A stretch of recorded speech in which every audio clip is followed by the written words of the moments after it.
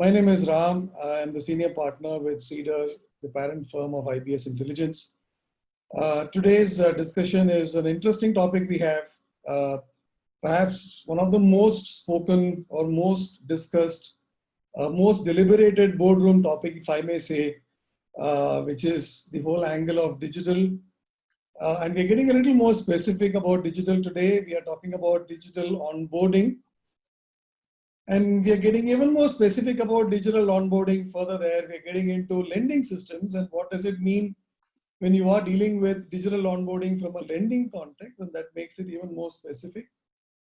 And what we also do today, our part of the webinar is to look at it from a holistic standpoint on what the life cycle and the management of the operational risk and the fraud risk that comes along with it means in the digital world. So it's a fairly interesting discussion we have, for our discussion today. We actually have, along with me, a representation, as you see, from three different planes of thought process that you can see in a technology organization. We have a CEO here, Rivi, who is the CEO for CustomerXPs, which actually has the Clarify platform, which is into real-time intelligence, which is basically managing fraud management and AML and customer experience.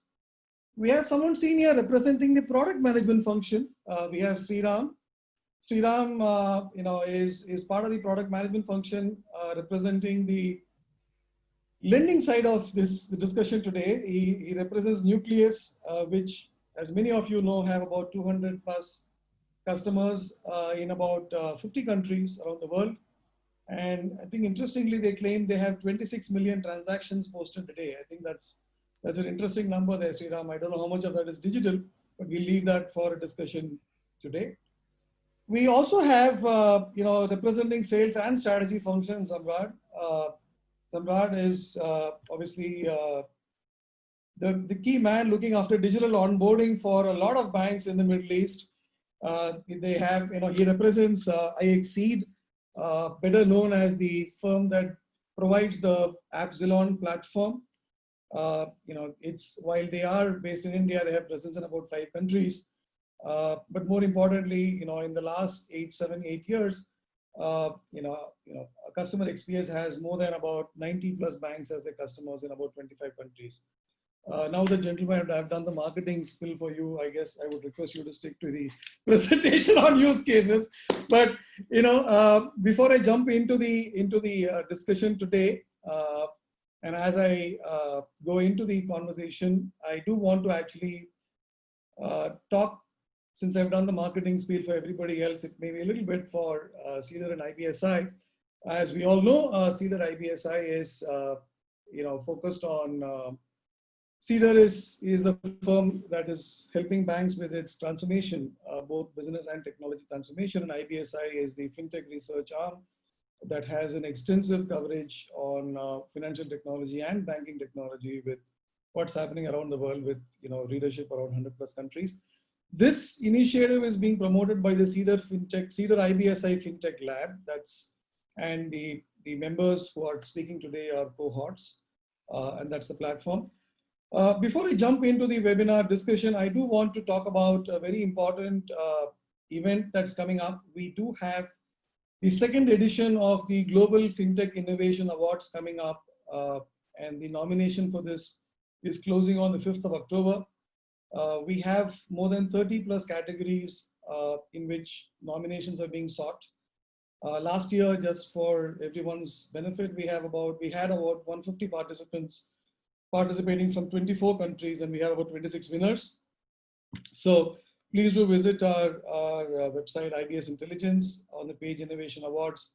And this is open for both banks as well as FinTech players. So it's about recognizing innovation in the space of FinTech and banking technology implementations. So with that, I will jump straight into the webinar discussion. So before we start with Zamrad, I do want to have a simple poll from people around the table. If we can actually have I'm launching the poll here.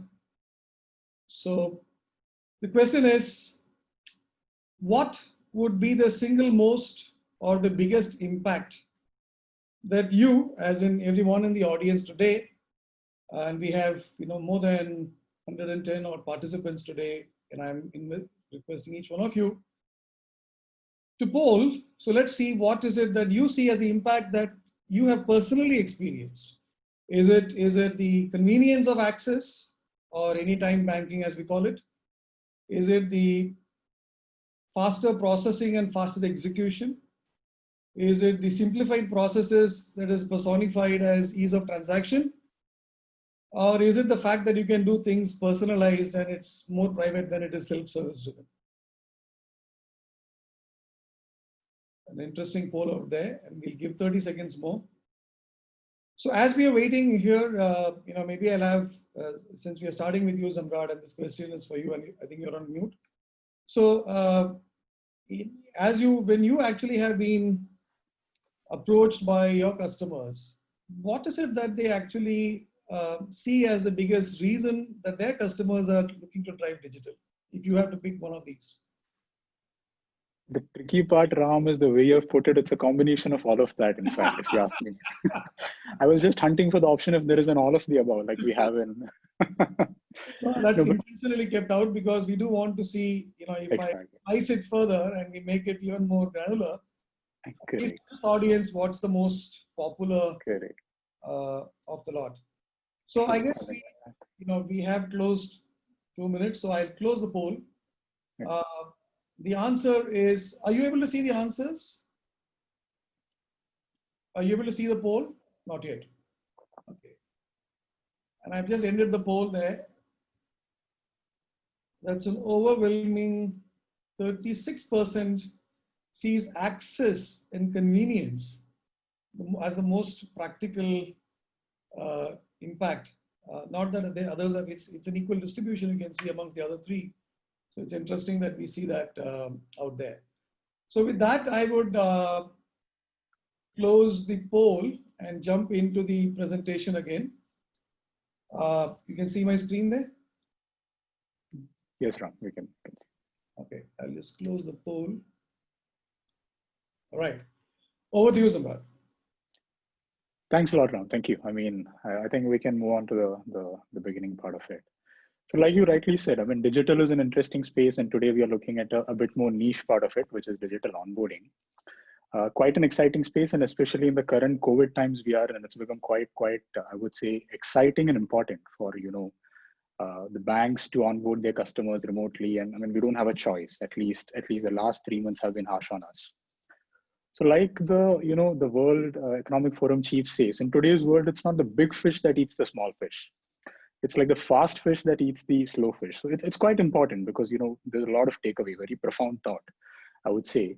So typically, if you see, even from an onboarding perspective, time is quite important in two folds. So one is, if you ask, the customers have to get onboarded really fast. That's the whole, the essence of being, the digital onboarding. And second is, from a technology point of view, the banks have to roll it out faster. I mean, they can't wait for 6 months, 8 months, 12 months. It has to be quick, all of these. So with our experience of, working with specifically in the digital onboarding space, 25, 30 banks globally in different parts of the world, we have categorized into 3 buckets, the problems, if the way we see it and the way we think.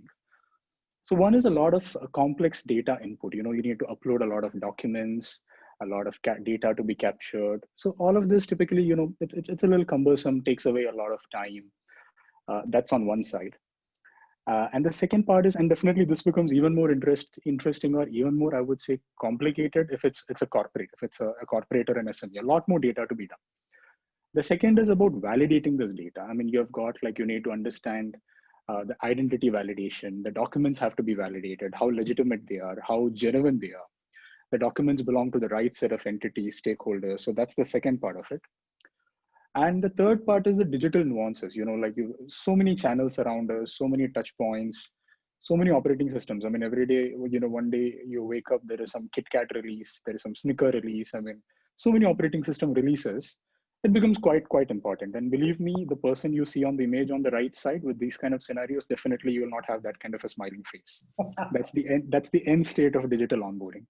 So what really happens with all this is it becomes, the time becomes quite long. The customer frustration increases. experience goes for a toss. So that's what we have seen. And generally what we've seen is with the onboarding, just a couple of minutes more into this, onboarding is something which has to be, digital onboarding is something which has to be open. One size doesn't fit all.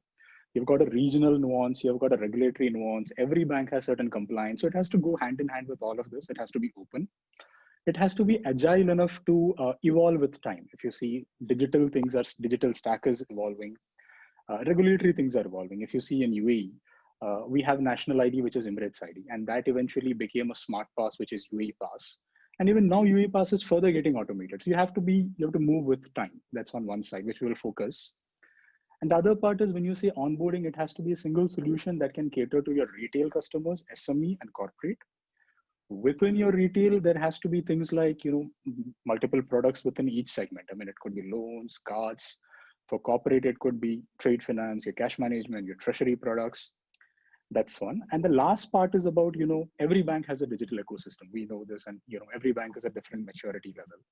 So you need to be part of that ecosystem and you have to blend into it. You cannot break the part. It is more about, for example, if a bank has a mobile banking, onboarding should be an SDK which can get packaged into the mobile banking. I mean, you cannot go to the bank and say that, this is a different solution, a different app. So with this problem, so maybe Ram, we can move to the next slide. So we have architected, Absalon digital onboarding with these problems. So broadly, if you see the three problems, we have mapped into three pillars. And these form the bedrock for the digital onboarding. So on the left side, you see is the data. How do you automate the data, which is where the AI libraries and AI things come into the picture. You've got like Emirates ID, you've got like things like passport. All of these data needs to be automated. You need to capture, you need to auto-populate. You need to, automatically get this information so that customer need not put in all this information manually. And other thing is even the signature part, the digital signature has to be enabled, all of that. And there are even more things like as we evolve, like if, for example, this UAE pass that the national ID we have in UAE, which is called Emirates ID, there's a feature where you can just touch into the mobile, tap and get all the information auto-populated. So these are quite a new things, which makes it a lot easier from the data. Once your data is captured, how do you validate it? Which is where your eKYC comes. I mean, matching your facial attributes to the right identity, matching your identity genuinity part. You need to understand this particular ID is genuine enough. If it comes to corporate, it's more about trade license. How do you understand this as legitimate one? And the third part is you also have to understand this document belongs to the applicant. So all these kind of validations is something that we have packaged in, which forms the process part of it. Now this has to be very neatly packaged into a user experience layer. Which is where it has to be omni-channel in nature. It should cater to all the channels. It has to be conversational in nature. It should understand the different languages. It should have the right flavor of AI. So this is how we have architected Absalon digital onboarding on a very, at a very high level. As we get in more, so this is the bedrock. So maybe we could go to the next slide, Ram. This is the bedrock with which the Absalon digital onboarding is architected. So if you see the slide, maybe we can start from the bottom part of it. On the right side, if you see, there are a lot of, this is the bank ecosystem. You have got a core banking, you've got a CRM, you've got a document management system, you've got a BPM. On the left side, you've got regulatory systems for the identity, for the credit score. For the indicator purpose, I've used UAE here. You've got UAE Pass, you've got Etihad Credit Bureau and all of it.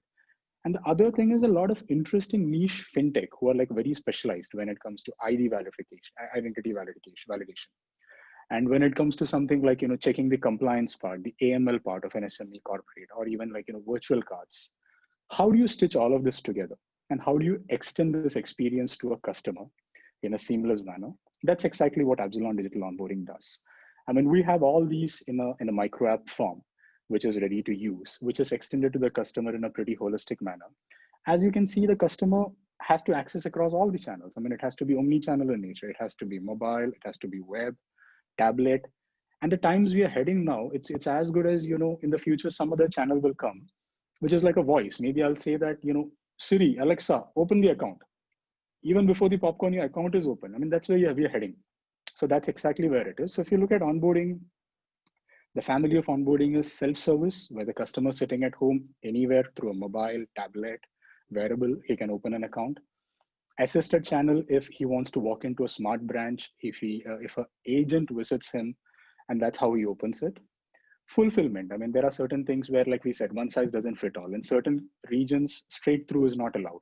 So the agent needs to visit him, a courier guy needs to visit him, get the signature, cite the customer. There has to be a solution for that.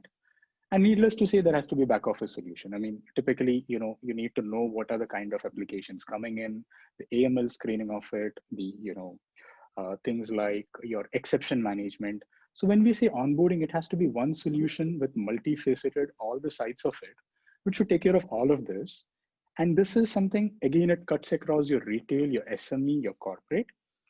And like we said, with the amount of digital and the various integrations that we have, it's supported by the underlying experience platform, which is called Absilon. And that takes care of the entire technology and the domain and the digital nuances, the technology nuances of it, like APIs, the micro app, the workflow, the integrations, all of that. So that's more of a, onboarding at a high level. So Ram, quickly, we can just jump in. Since digital is all about speed, even I have to run like a digital to explain this. So just a quick look at how the retail onboarding happens.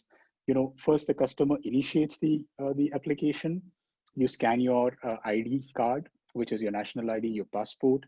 And then after that, it has to be authenticated to understand that it's a genuine document, which is where the AI libraries come into the picture. It does a face match with understanding that this ID belongs to this customer. In the background, there are AML and different checks that really happen, which are more of background checks. You submit your application in the meanwhile, get done with your compliance questions. And then finally, if there is a need, you can do a digital signing through a DocuSign or one of these, and then you submit. So it's like as simple as that. In the best case, it can even be done in 6 minutes if the regulatory things are in line, or it could be even done in, maybe in a day. So that's like, the variation which we get into. Quickly, just to move into the next slide where, I'll spend 10 seconds where when it comes to corporate, everything remains same, but just that individual becomes multiple. You got multiple stakeholders. So how do you branch your workflow to identify multiple stakeholders with all these information? And how do you identify the company part, which is, your commercial license, your memorandum association? So how do you package all of this? So that's exactly where the onboarding comes in. Like we say, you can never say that it's one solution, it's one thing. It's something which is an amalgamation of everything together in a purely collaborative environment from regulator, bank, and all the FinTech ecosystem. So maybe that's just a quick view of onboarding and digital onboarding. So if any questions are there, we could take it later. So maybe Ram, back to you.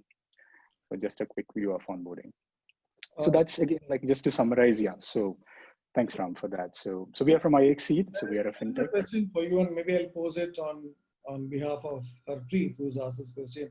So can you talk about digital platform versus MADP or multi-experience development platform? See, MADP digital platform is a nomenclature which somewhere, MADP would be a much more technical term, but digital platform is a combination of this underlying development platform, which takes care of all of these nuances we said about this, the integrations, the micro app. And more importantly, there are two approaches. Rather than doing a custom way of doing something, there has to be a standardized way where things are architected by an underlying development platform. So that's what MADP is all about, which is the lower bar which we saw there. So with that, I'll end it. And that's just a quick look of the customers we are working with. We are from IXC. We are a FinTech that caters to the digital banking requirements, and digital onboarding is something which is close to our heart. So that's pretty much from my side, Ram. Thank you, Zamrad. Really appreciate that. I have received some messages that the poll results of the first poll were not visible to everybody. So here I am sharing the results once again. Is that now visible? Zamrad, can you confirm that for me? Yeah, it's visible, yes. So you do see that, the single most biggest impact of digital banking that people have seen is access or convenience, as I mentioned earlier. Before we jump to the next session, maybe it's time for another poll. And this time we'll actually be wanting to talk about, since we had a digital onboarding discussion, let's launch this poll, which is about the biggest impediment for digital onboarding. Is it the KYC, as you talked about, which is being able to execute it digitally without manual intervention? Is it the ease of document digitization or OCR integration? Or is the challenge really about having a real-time risk assessment?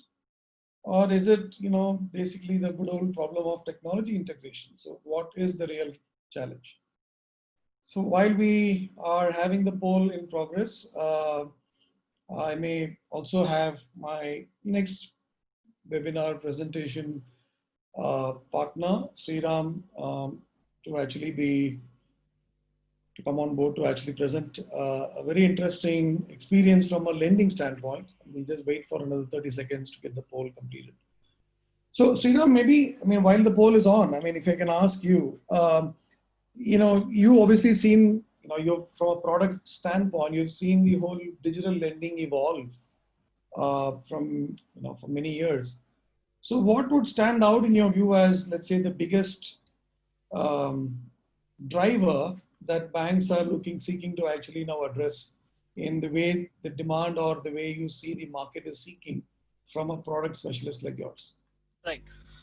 Yeah, so thanks, Ram, and I think that's a very relevant question in the current context. So while there might be many aspects, but one thing on top of my thought is that people are looking at a lot of componentization, right? So banks are looking for that kind of probably a freedom that just like they could select a basket of products, they could kind of choose their components from the right vendors, right solutions, plug to the ecosystem, work out what is the best in each niche. So the entire ecosystem is further sliced. Long back there was a big core banking for everything, right? All kind of accounts.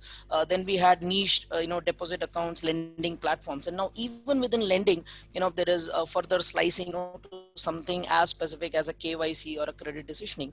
So I think that is something really I would see as trending in the market, and probably that is also what brings out the need for modular componentized solutions in the market.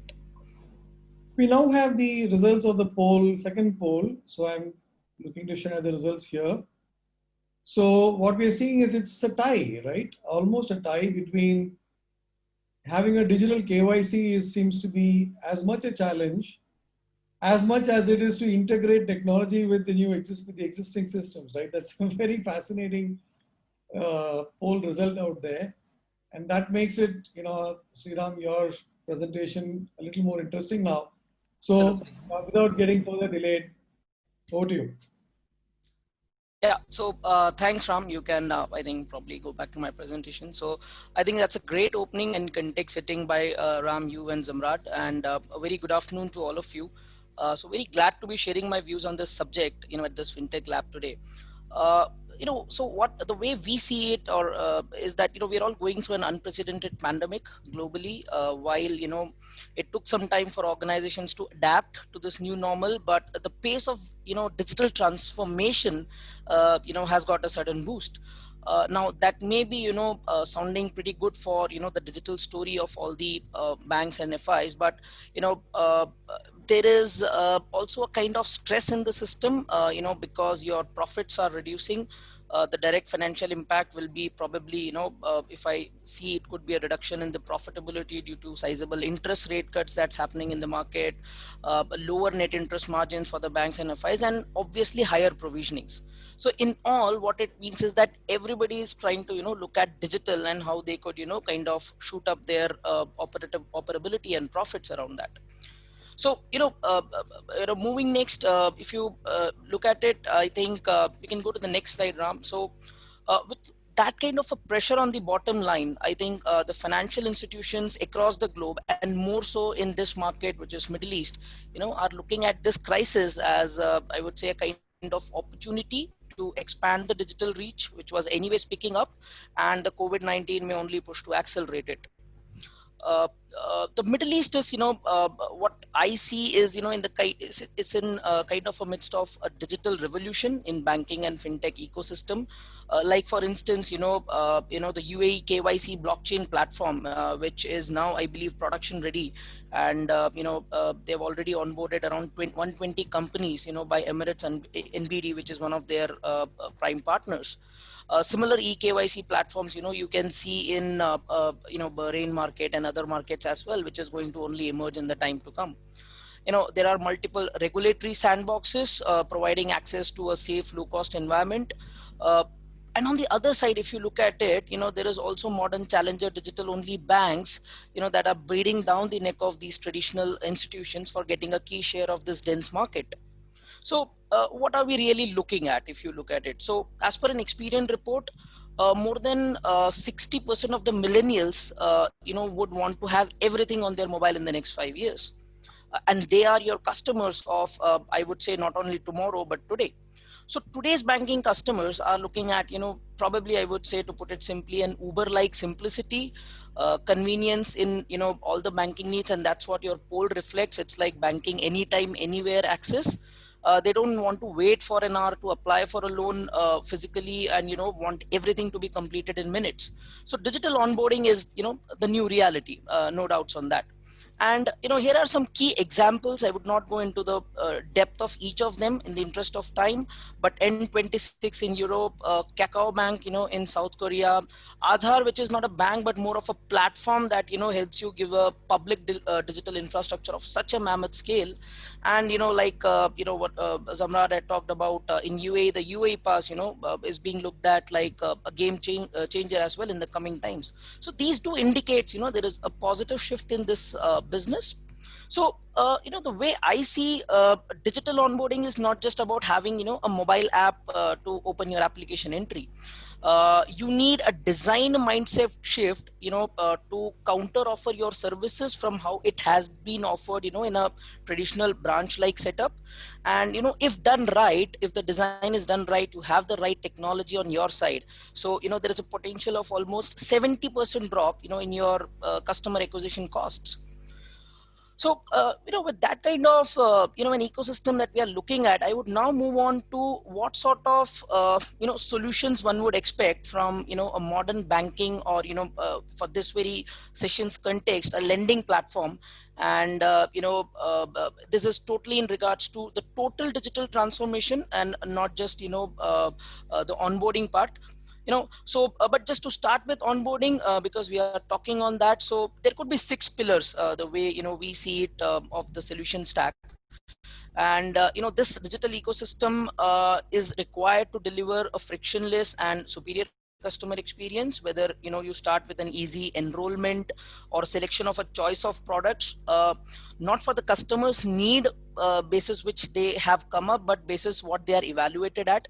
You include minimal data entry, do a lot of pre-filling, give a lot of pre-filling options, digital KYC integration. So we talked about KYC a lot. So video KYC is really emerging out, right, in most of the markets, including Middle East. So I think that is really going to give a big positive trend shift.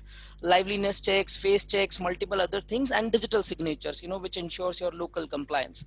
And the experience from here, I would want to widen, not just beyond. I would want to rather widen beyond sanctions and the KYC acceptance and go straight through to even doing a disbursement with an omni-channel focus. That is what is required, right? So you can completely do a straight through design of onboarding a personal finance kind of an application, and why not others. So basis our engagement with the customers and prospects across the globe, what we see, and this is pretty important, that today's lending ecosystem needs to offer these 4 essential gamuts. So one is your tailor-made services as APIs for omni-channel experience, faster integrations with the digital fintech and ecosystems. And I don't want to add anything further, but the second poll result reflects that. Flexibility and agility to change with rapid market demand. So, and I think COVID really tested us, I would say.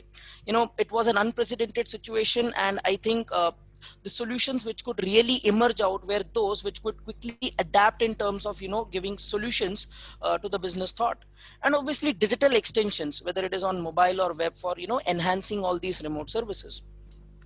So I'm glad to share that with FinOne Neo, we offer complete solution stack, offering for digital sourcing, servicing, and collections across channels with an API first solution that is multi-channel responsive by design, whether it is on mobile, a web channel, or even our latest offering, which is so relevant in the current times, which is a chatbot platform. And I'll talk about that interesting case just in a while. So digital is a new revenue stream, no doubt. You are moving away from those brick and mortar, kind of business models. But like I said in the beginning, and even as part of the response earlier, that I have a very strong belief that, and that is purely coming from a product point of view, that digital is not just about adding layers of channels on top of a monolithic architecture, right? And that is why we find a great value in building products grounds up digital. So FinOne Neo, for instance, because I've worked on this, so I can say that it is architected digitally with an underlying service oriented architecture, where each of your functional business components is built as a service and extending to various interfaces and channels wherever you would want to connect to. That gives us a very if I can go to the next slide, and if you can look at we believe in building a very strong digital backbone by use of a policy based design for single source of truth, which means you come from any channel, you don't get different results. So digital should not really lead to any kind of erroneous results when you say apply for a loan from a branch or from a mobile. That's an unstated expectation, right? And also digital extensions to give those value adds in the front, which could be readily deployable, either as readily deployable channels and process automations for digitizing backend operations as well. So if you look at it, the entire focus is on customer onboarding, or the sourcing of the business, or getting more business digitally. But what about digitally servicing your customers whom you have onboarded, and you need to ensure that you retain them and they do not shift away to some of your competitors. So it is an end-to-end digital is what we believe is required. And that is why if you look at it here, that our diverse set of APIs offers you an API for almost every possible touch point that we think needs to be digitized or connected across the lending life cycle. And this is obviously for the sake of an easy access experience, and these are logically bundled as API packs, if you may see. So an API pack is a a novel concept which we have introduced, which is a bunch of APIs, say that could help you source an application, which is an application pack, or a bunch of APIs which could do your credit decisioning, which is your credit pack. So I think that has probably, I would say, has been well received by the community whom we speak to, and that resonates with the kind of need for the market as well. Moving ahead, the way banking products are offered today, I think it has taken a drastic shift compared to a decade ago. Just for example, a very small example, in case of loan origination, it is highly desirable that you need extreme configurability to set up your workflows for differentiating experiences based on products and applicants. You need capability to bundle and roll out multiple products in a same application to save your application turnaround costs, right? And I think that is very important in today's new age digital origination and lending systems. I'll give a very interesting example here, to all of us who have joined us here today. So this is an example of a split loan design that we have done in FinOne Neo customer acquisition, which is CAS, which is a very, very essential loan feature in the Australian mortgage market, where your home loan offering is split into a variable interest rate component, and you have the rest of the loan amount which could be fixed. But the best part is that both these offerings are originated in a single application. Customer does not have to do two applications. So these are some of the key elements that you need to catch, and have your design ready to go to market very quickly with these kind of solutions. On a totally very different tangent, if I come to the next slide, you can see that we also launched very recently our AI-based, conversation loan self-service bot, which is My Loan. And this we were kind of building it in our product R&D laboratory, but the moment COVID happened, and this was an initiation initiative in our organization to kind of quickly build it. So it's a medium of your preference, like WhatsApp, where you can get those digital servicing through a bot which is intelligent enough to understand your conversations. And no doubt that Gartner predicts that by 2022, as it says here, that 70% of your customer interactions will be served by virtual chatbots using ML applications. So we need to be really agile in responding to the market, is what I'm trying to say. And you can't be lagging behind in terms of building your solutions while market might want a need today.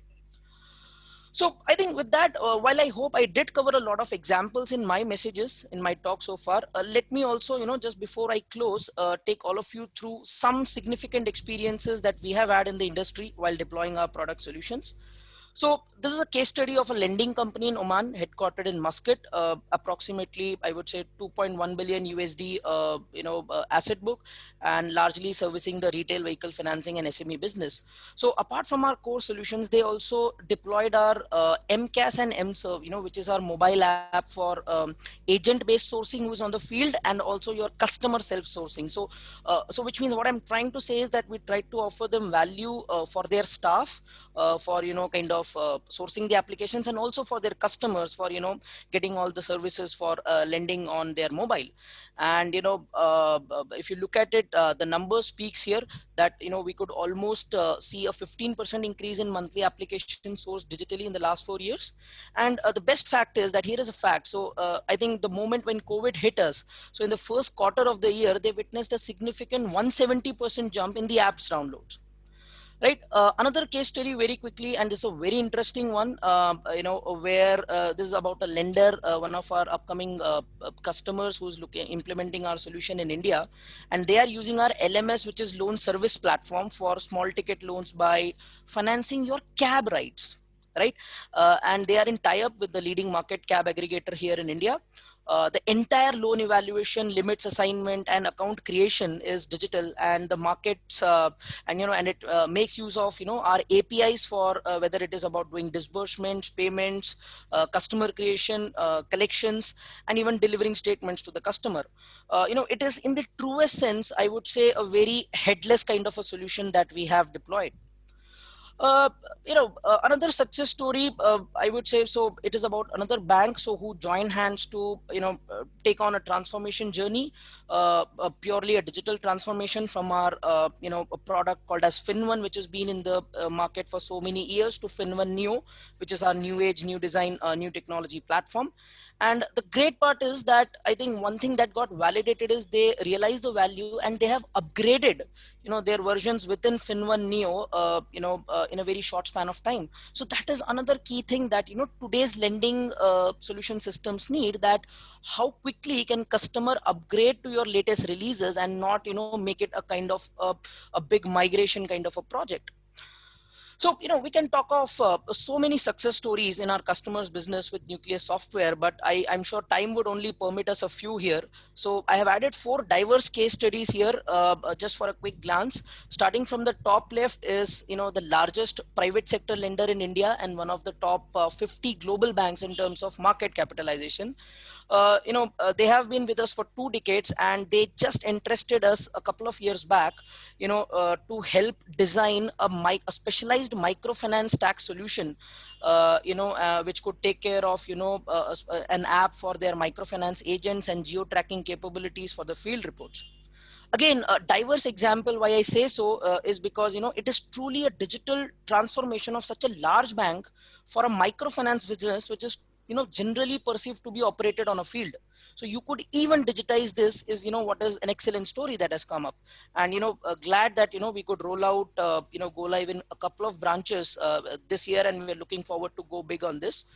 So in a nutshell, our solution is capable of empowering, every customer of every size, be it on cloud, on premise, whether they're looking at a SaaS infrastructure or a rapid implementation that we have done also, in a span of 4 weeks to even a couple of them in a couple of months time. So I think that would be it. Before I close my talk here, some final thoughts on how lending is evolving. You need to expect uncertainty. Design your solutions to be customer centric, be proactive, and in the end, obviously, embrace digital. So that is it from my side, Ram. Thank you, Sreeram. It was one intense presentation, wasn't it? Time for the next poll. So, based on what Sreeram had to say, and there is a lot of questions that we were having about lending platforms. So let's see what the audience has to say about what is the most critical part of a digital lending platform. Is it the straight-through processing capabilities, which has it end-to-end, origination, loan management, collections? Is it ease of self-service driven by AI/ML? Is it integration capabilities driven by API? Or is it the omni-channel? I think all of them are important, but let's see what's most important. But while the audience is answering that, there are a bunch of questions for you here, Sreeram, which I'll call out for you. Sure. This is a question from Tejas. He says, he's asking you, how do you manage a loan documentation? Can the institution have bespoke term sheets based on credit scoring? You have an answer? Yeah, so I think it's about, if I interpret that correctly, it's about different type of documentations that needs to be managed. So I think, like I think we had covered that earlier as well.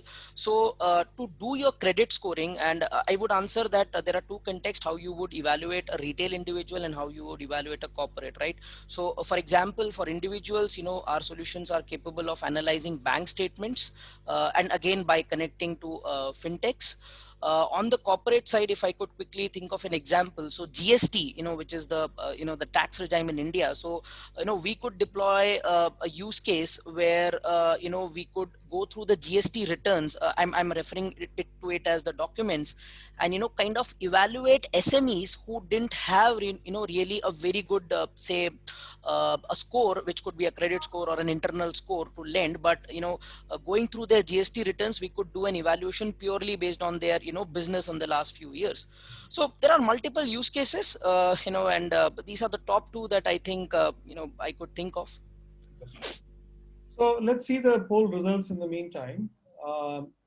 So an overwhelming 44% believe that the straight-through processing capability is the most important. At the end of the day, it's about being able to have all the elements of origination to management and collections critical. Not very important, but I guess this is most important.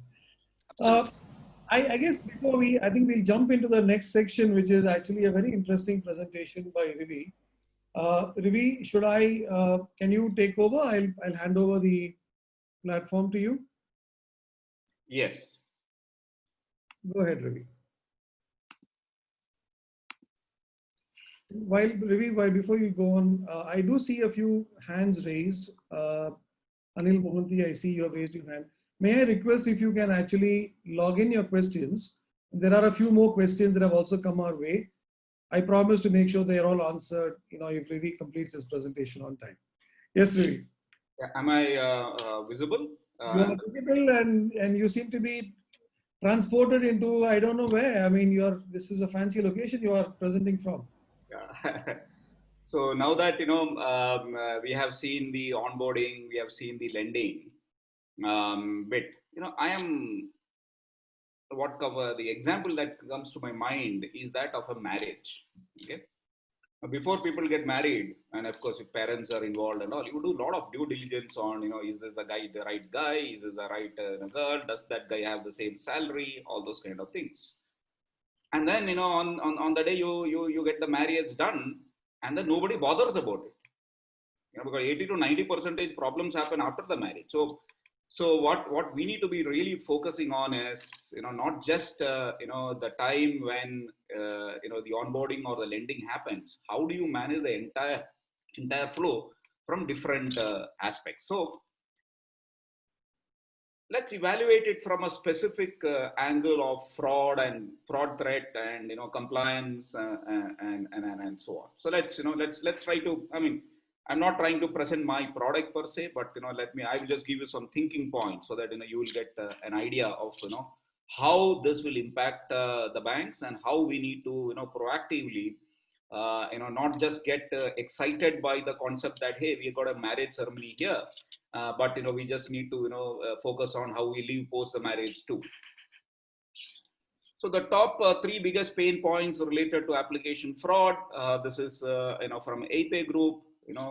You have all these first party fraud, data breaches, social engineering, scams, phishing, identity theft, and malware authentication, and things like that. Now it will be very naive from our perspective to address, and I think that this will not happen. Okay, because every distress is an opportunity. It's an opportunity for fraudsters. It's opportunity for people to swindle banks. It's an opportunity for all unsavory elements to really enter into your system. It could also be internal to the bank. So let's let's take a simple example. Let's take a case where when you do digital onboarding and lending systems, what are the kind of frauds that you can detect right from the application perspective? One is discrepancy in application data. There is a new application, and the guy has an income, and then there is an existing customer master record.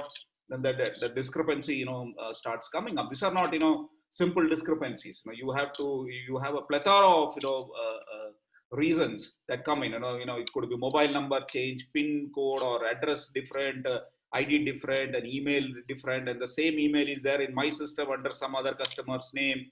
All those kind of thing. And in terms of and especially when we talk in Middle East, we have all the name match complexity. So we need to worry about all these name matches and complexities like that. Okay. Of course, then tax, and we have VAT and other kind of things, national ID. So your problem starts from this side. It's not a simple case of writing a if then else and then getting into it. So assuming you have figured it out, the next one is you will have the case. I'll just move my sorry. Yeah. The next case is fraudulent and rejected application data. Think about it. Desperate times call for desperate measure. You have rejected an application here, the guy will go to some other place, he will put some small number changes and he will go and, he or she will go and, start doing it at different locations. He or she will start using different channels, and he might onboard, make a request from online and then probably come into the branch. And that is basically where the criticality comes in. Now we need to know how many times he has applied in the past and what are the kind of changes that has been brought in. Of course, you see a lot of complexities that come in, and we have seen this at at different level. People are desperate, and desperate means one is desperation introduced because of COVID. Second is the anonymity that a channel like a digital channel gives that particular person. And wherever these two potent combinations exist, rest assured that every system, every loophole is going to be utilized by the the not so good to have customers.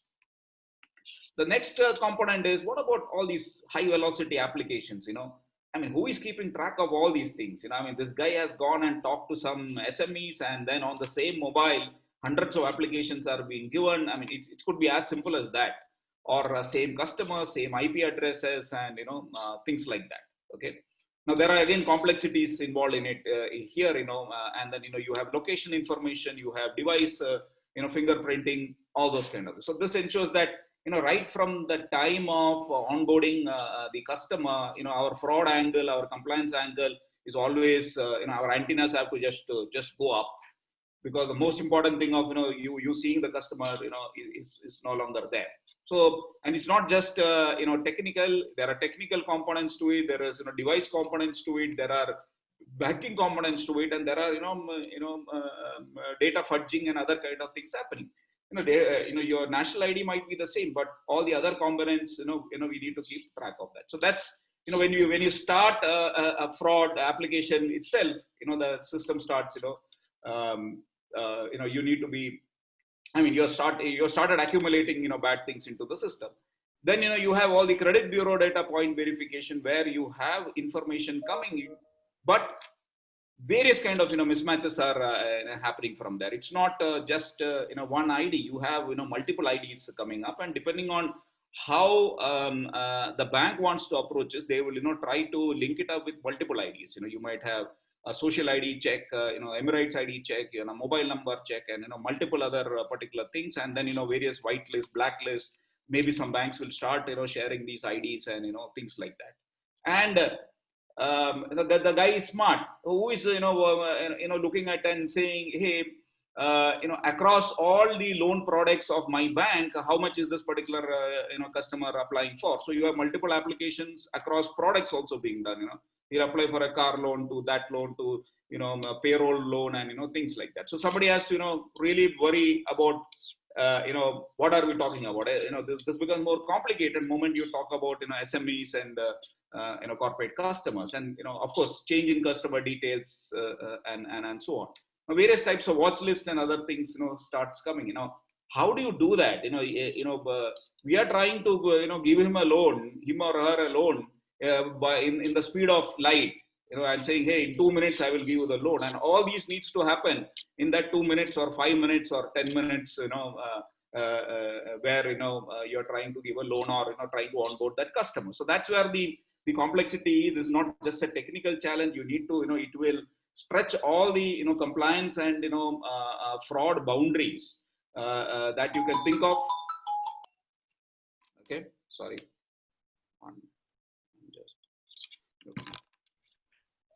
So that's the second bit. Let's try to go dig the it's slightly deeper. So when a bank tries to do this, what is the first point check that you can do? One of the first, it's not one check.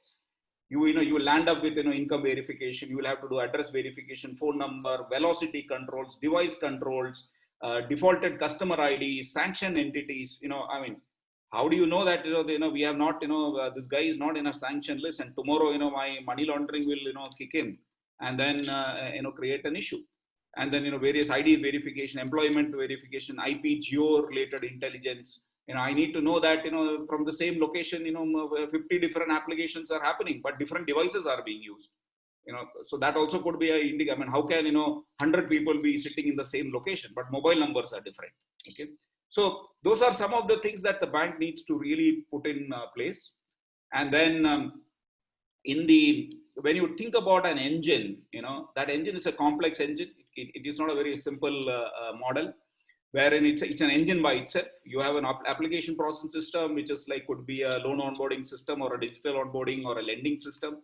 And that is continuously, talking to somebody at each point of a decision, wherein, it's continuously talking about allow, challenge, decline, hold at different points, not only, at the time of, looking at whether I need to engage with the customer or not, different points. The gentleman from Nucleus software mentioned that there are 15 odd interaction points during the entire life cycle. Each of that point you need to be continuously talking, and depending on where we land up into an issue, it automatically goes into a case management, and then further analysis and pattern detection and controls are really put in place, so that this particular engine becomes a great firewall. It's an integrated firewall of doing all. It takes care of business, it takes care of IT, it takes care of technology, and it takes a lot of data, external data. When we look at an Indian kind of scenario, there are 19, 20 different data points, and of course then there are internal data points and so on. Okay, and all this needs to be threaded together into a single bit in that split second or the split time when the onboarding or the lending decision is being made, and it's a dynamic thing. Let's take a simple, we talked about onboarding. Let's take some cases of loan account fraud use cases. It could, it could be, we are all looking out. It could be an employee fraud itself. The employee himself is probably talking to his friends. He is searching for accounts internally, and then giving it to his friends and saying, "You come on board, I will give you a loan. You pay me 5% commission." And desperate measures, and the guy is also desperate. He will, how do you detect that? So charge waivers, late payment handling, charges are being waived off, late payment fees are being waived off, and then you are that money is being credited into some other account, that kind of things. Then you will have situations where there is evergreening of loan that is continuously happening, because these things need to fall in the non-performing asset window, and there again there might be internally in the core banking, there are manual processes involved, okay, for the NPA. So at that point of time, all the evergreening is happening, and then you will see that in the approval process itself, there are a lot of multiple sanction limitations. There are some questions here. Maybe I will have them catered to you. Maybe Zamrad and Sreeram, you can answer them while we are waiting for Rivi. So there is a question from Manoj Thakur that says it's very difficult to cater to loan syndication product using digital. Even customers onboarding, can someone answer this? So how do you deal with loan syndication as a product here? You want to answer that, Sreeram? Yeah, so I think that's I would say a very peculiar question, because I think when it comes to syndication, the complexity kind of increases, because you might want to, pool your funds and, do that. So one concept, for example, there was, a very similar concept, not exactly syndication, but it was of co-lending, which was, announced by RBI in India. So there again, there are, so in a nutshell, the concept is two different companies coming together to fund a particular customer. So in that case, I think the biggest challenge, more than digitization, is about synchronization of processes, knowing what are the transaction boundaries, how Happening do you do outside the of the, not done within the system, but done outside is the point. right. So most of the challenges, I would say, that lie in this are generally lying outside the system. You're right. That's the answer. Right. Maybe, I guess we are in the last 5 minutes, so if I can request you to wrap in the next 3 minutes, then we have some questions to answer. Yeah. Sorry, I got disconnected. I will quickly go through so this entire process, whatever I talked about, is prevalent through the entire life cycle of the loan. From the origination to processing to syndication to closing and portfolio management. At every point of time, different kind of players are vectors are coming in, both internal, external, and then we need to worry about that. I am of course it is not looking at just internal data, because internal data gives us a lot of intelligence. If it's a corporate, I know how many employees that person has, how often do they pay salary, who are the distinct suppliers, who are the distinct vendors. All that intelligence is available, how much taxes they pay, and based on that I can extrapolate the revenues that deemed revenues that they are making. And of course there are external data sources too, which needs to be looked at. And these constitute something called as a real-time early warning kind of system. So traditional monitoring will look at a static way of looking at it, whereas a early warning system is trying to predict, using all this intelligence, trying to predict, will this loan go bad in the next 30 days? Will it go bad in the next 60 days? Will it go bad in the next 90 days? How do I ensure that I can engage with this customer so that I don't land up with getting an NPA? Because the moment you get an NPA, you have a bigger problem to come in. So the USPs of this approach will be like you can take care of 5 things simultaneously. You can take care of fraud. You can take care of early warning defaults. You can do dynamic customer risk categorization, which ensures that among the customers who have given loan, you can really look at what is the kind of more loans or incremental loans that you can do. You can do continuous behavior scoring, and you can also do proactive engagements with that customer. Of course, various kind of indicators come in: financial, behavior, industry, perception, geographic. All these things needs to be integrated, and this needs to be, this intelligence, real-time intelligence needs to be available at every decision touch points, so that in our excitement to give a loan, or in our excitement to onboard a customer, we don't land up getting those bad guys into our system, for which we have to, and our the bank has to pay dearly in the future. So let me quickly. Great. So, you should ideally be looking at a solution which is, looking at fraud, which is looking at real-time anti-money laundering compliance, and your ability to do cross-sell, upsell, all exactly on the same platform. And this is what we do. We do it at a phenomenally large scale. Our single largest customer himself has some 200 million accounts. And, in multiple geographies, the largest banks in the world are actually, using a platform like Clarify. So with that, I will end, and I will stop sharing my screen. Thank you, Rivi. Very, very insightful. And as you said, I think you got to watch it all through the journey, right? So I guess we pretty much at the end of the session, but there are a bunch of very interesting questions. So if I may request participants to hold on for just 5 more minutes as we get some of these answered by the panel here.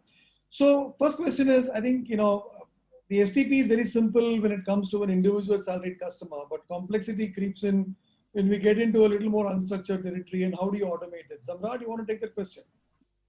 Definitely. I mean, again, the answer is also not one size fits all. When it comes to retail, a lot of credit card things can be automated, which can be STP. with the kind of parameterization that we have. Personal loans can be, but when it comes to complex products like, mortgage loans and, those kind of loans, definitely it may be, it may take a couple of days. But the whole point is we're trying to bring it down from a week or 2 weeks to at least a day so that, operational efficiency and the timeline comes in. Thank you, Zamrad. And Felix has asked a question for you here, Rivi. Can the anti-fraud system be integrated to credit reference bureaus? Yes, it's actually, yes. In fact, see what happens is when you look at, early warning system, it is not just credit bureaus, okay? In countries like India or, Singapore and all, there are 15 different systems that you can integrate, 17 different systems, It Felix goes is from Nairobi, Kenya, so you may want to give an African example as well. Yeah, so if it is Nairobi, Kenya, there are, multiple possibilities. There could be leading mobile players who are, trying to create a universal ID. I've seen that more or less in Nigeria. You can integrate with that. You can integrate with corporate data because there is a Ministry of Corporate Affairs available where all the, the guy is filing his annual reports and statements and so on. If such a thing exists, we can, integrate with them. Name check, anti-money laundering, that is continuously integrated. So at least 5 to 6 different systems can be integrated in. You may want to turn your video on. We can't see you yet. Yeah. So I think thanks for that video. It was useful. And again, going back to you, Zamrad, a question from what is the most, is an anonymous question. What's the most challenging factor faced in the corporate lending onboarding in the Middle East market? The most important thing is, one is 3 things, if I can put it. One is to get the individual credit scoring right, which is from a corporate perspective. And the second is all the corporate documents. I mean, typically, if you look at the corporate, you need to have the corporate credit scoring absolutely intact. I mean, right from your structure to understanding, the industry they operate in. So it's a combination of, if you have these things automated and have the right parameters in place, I think that's the way to go. At least that's how we have seen it from, getting the individual data right, from the AML screenings, checks, and from the corporate side, the industry, the credit score, the past history, which really comes from Etihad Credit Bureau and all of this. So this combination puts together makes it easy for the corporate lending. That brings me into the question from Tejas again for you, Zamrad, on SME onboarding. What's the typical benchmark turnaround time? It's the most time consuming. Yeah, I mean, generally the SME onboarding, right? I mean, if I could get the question right. Yeah. So SME onboarding, it can be as quick as, again, an SME, if you look at UAE landscape, there are SMEs who are like very sole proprietors. I mean, it would be just a mom and pop shop or a very small trading company, which is very close to retail. And that can be STP because it's like, I own a company, I'm the single shareholder, no complexities. I can immediately open. The only additional thing along with the passport and Emirates ID is the trade license. Remaining everything is through. So that can be same STP. The moment you have 2-3 shareholders in SME scenario where maybe there's a requirement to cite it or do a video KYC, it spills over to 2 to 3 days. But we don't see anything more than 2 to 3 days. Interesting, 2 to 3 days. I think there's a question from Umair who's asking about how do you automate industry-wise quartiles and risk assessment for corporates? Would any of you want to answer that? You can also answer it separately. They can actually facilitate a question being posed to us. There is a question from Sheikh Ibrahim for you, Sreeram, on FinWorm Neo's capabilities. I would request Sheikh if you can drop us an email. We would be happy to have this answered offline. It may be a little longer answer. And the last question for the day. One last question for the day. How important is it to have a microservice architecture? I mean, will it help banks with legacy infrastructure to accelerate it, for driving digital onboarding? So let me attempt that, Ram, if that's fine. So I think if I could want to put it in, one of few lines, the first important real ingredient is that you need to identify whether you have a right use case for microservices. Right. So today, practically 90% of the people want to do it just for the sake of it, that they want, a microservices thing into their architecture. But let me tell you, so, in our, again, product engineering, so we have, I would say been very close to burning our hands because end of the day, lending systems, core banking systems are, very complex architectures. They are not, very simple like your, say, payment wallets. So, so the question how critical it is, I would probably want to put it back as it is first very critical to get the right use case, which can be independently, scaled up, componentized, deployed and you also get the benefit of that. So I think you should have your KPIs for understanding whether you need microservices or not. That is my answer. It's in the consulting world, we are always accused of using the word "it depends." I guess you said that in a different long sentence, yeah. But anyway, listen. I mean, I do have to close the session today. It's 5 minutes past the deadline, but it was wonderful having you, gentlemen, on this call today. Thank you all participants. You know, I hope it was useful. We would be delighted to actually take any more questions. If you have, you can post them offline to us, and we will do our best to make sure they're answered.